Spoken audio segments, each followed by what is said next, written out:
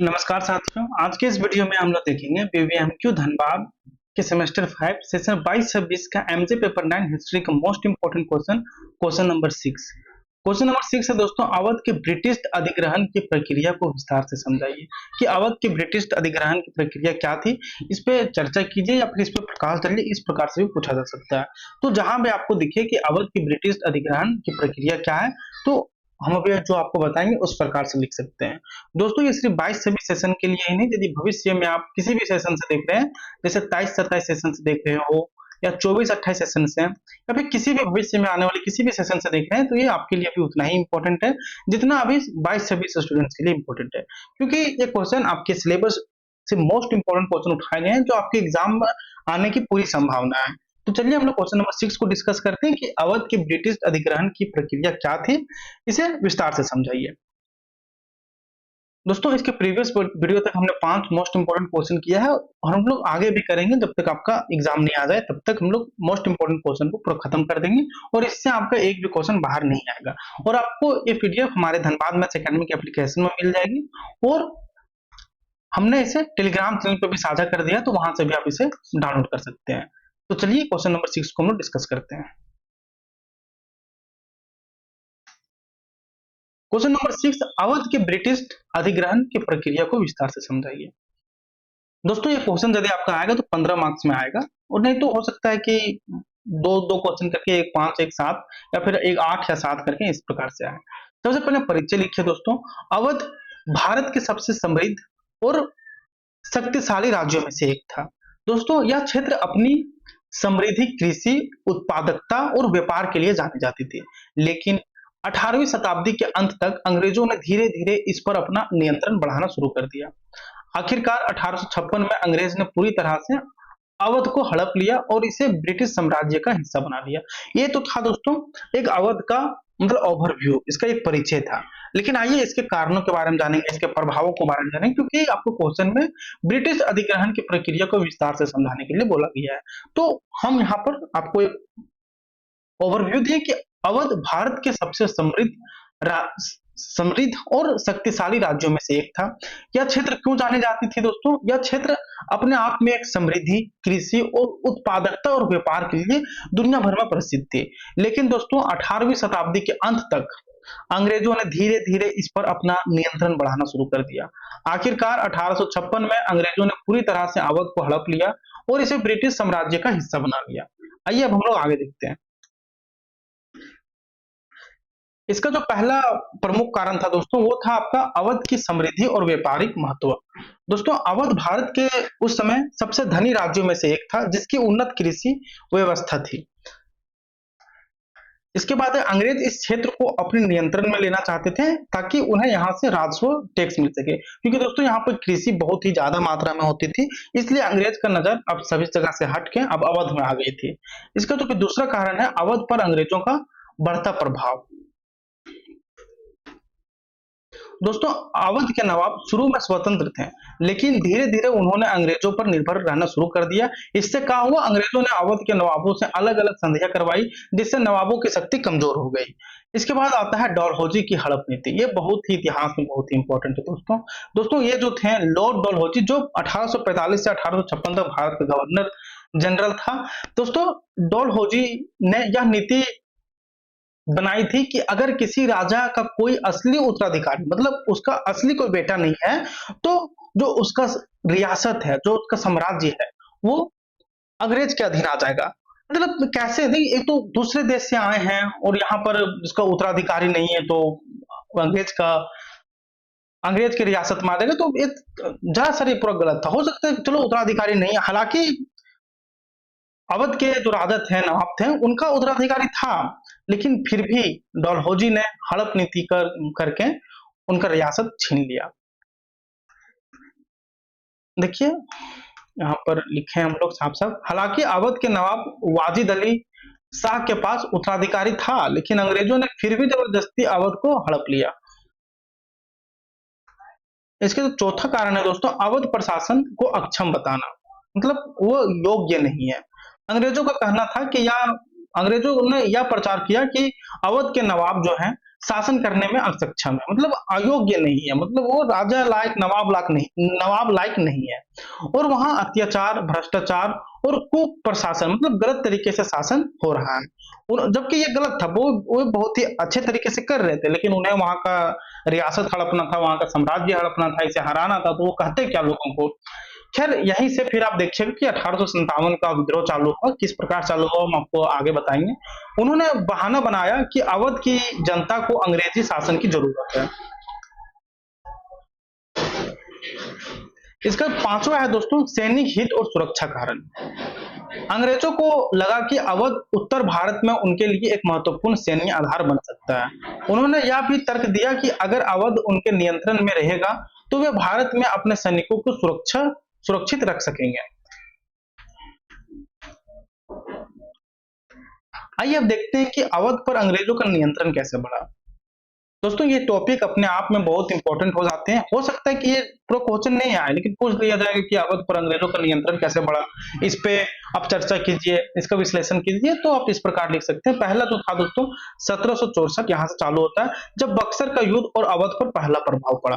दोस्तों 1764 में बक्सर के युद्ध में अवध के नवाब शुजाउद्दौला की हार हुई। युद्ध के बाद 1765 में अंग्रेजों ने अवध पर दबाव बनाना शुरू कर दिया। युद्ध के बाद 1765 में अंग्रेजों ने अवध पर दबाव बनाना शुरू कर दिया और नवाब को भारी कर देने के लिए मजबूर किया। इसके बाद अंग्रेजों ने अवध को अपनी कठपुतली रियासत बना दी। मतलब कठपुतली कहने का मतलब है नवाब नाम के राजा रहेंगे, लेकिन असली नियंत्रण अंग्रेजों के पास होगा। तो यही हो गया दोस्तों, कठपुतली का रियासत उन्हें बना दिया गया। दूसरा इनका नियंत्रण देखिए कहां से हुआ, 1801, जब अवध की आधी जमीन अंग्रेजों ने ले ली। दोस्तों 1801 में अंग्रेजों ने नवाब से एक संधि करवाई, जिससे अवध के बड़े हिस्से को अंग्रेजों ने अपने नियंत्रण में ले लिया। दोस्तों इस संधि के बाद अवध के नवाब पूरी तरह से अंग्रेजों पर निर्भर हो गए, क्योंकि अवध का जो मतलब आधी से जो ज्यादा जमीन थी वो अंग्रेजों ने संधि करवा के ले ली नवाब से। आइए तीसरा जो नियंत्रण का जो ये था प्रक्रिया था, वो था 1856, अवध पर पूरा नियंत्रण और नवाब वाजिद अली शाह को हटा दिया गया।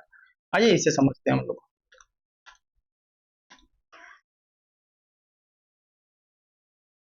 दोस्तों लॉर्ड डलहौजी ने अवध के नवाब वाजिद अली शाह को गद्दी से हटा दिया, उन्हें अयोग्य शासक घोषित करके अवध को ब्रिटिश साम्राज्य में मिला लिया।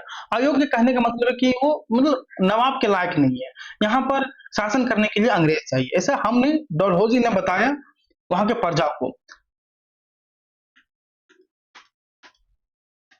नवाब वाजिद अली शाह को कलकत्ता, जो कि अब कोलकाता है, नवाब वाजिद अली शाह को कलकत्ता भेज दिया गया और अवध पूरी तरह अंग्रेजों के कब्जे में आ गया।